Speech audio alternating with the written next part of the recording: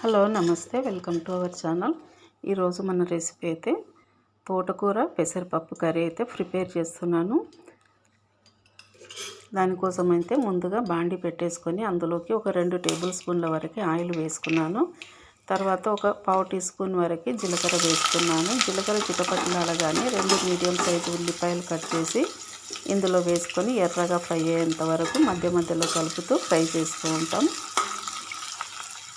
ఇప్పుడు వేసవికాలం కదా, అప్పుడప్పుడు కొంచెం పెసరపప్పు వాడితే ఒంటికి మంచిదని ఇలా చేస్తున్నాను అన్నమాట. ఇప్పుడు దీనిలోకి అయితే ఒక 4 పచ్చిమిరపకాయలు ఇలా చిన్నగా కట్ చేసి ఇందులో వేసుకొని మరోసారి ఇట్లా కలిపేసుకుందాం. ఇప్పుడు తోటకూరనైతే శుభ్రంగా ఏరి కడిగి పెట్టేశాను కట్ చేసి. ఇంకా ఇందులోకి పసుపు ఒక హాఫ్ టీ స్పూన్ వరకు వేసుకున్నాను. ఆ తర్వాత కట్ చేసి పెట్టిన తోటకూర కూడా వేసుకున్నాను. తోటకూర అయితే చాలా లేతగా ఉంది కాబట్టి కొంచెం వరకు కాడలు కూడా వేసిన అనమాట. కొంచెం ముదురుగా ఉంటే కాడలు అనేది వేసుకోవద్దు, ఉడకదు కాబట్టి. ఇప్పుడు ఇందులోకి ఒక హాఫ్ టీ స్పూన్ వరకు ఉప్పు వేస్తున్నాను. హాఫ్ టేబుల్ స్పూన్ వరకు ఉప్పు వేసుకున్నాను. వేసిన తర్వాత ఒకసారి ఇట్లా కలుపుకుంటే ఉప్పు వేసాం కదా, నీళ్ళు అయితే ఊరుతుంది.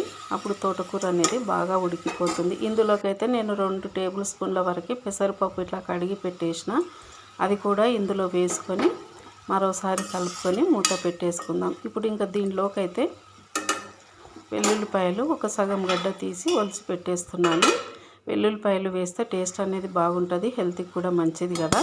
ఇవి వేసిన తర్వాత మరోసారి ఇట్లా కలిపేసుకొని ఇప్పుడు ఇందులోకి కారం అయితే వేసుకుందాం. కారం తక్కువ వేస్తున్నాను, ఒక హాఫ్ టీ స్పూన్ అయితే సరిపోతుంది. ఎందుకంటే 4 పచ్చిమిరపకాయలు వేసినాం కదా, కాబట్టి హాఫ్ టీ స్పూన్ వరకు కారం సరిపోతుంది. కారం వేసిన తర్వాత మరోసారి ఇట్లా కలిపేసుకొని ఇందులోకి అయితే కొంచెం వాటర్ వేసుకోవాలి. ఒక చిన్న గ్లాస్తోని ఒక గ్లాసుడు అనమాట వాటర్ వేసుకుంటే పప్పు తోటకూర అనేది మెత్తగా ఉడికిపోతుంది బాగా.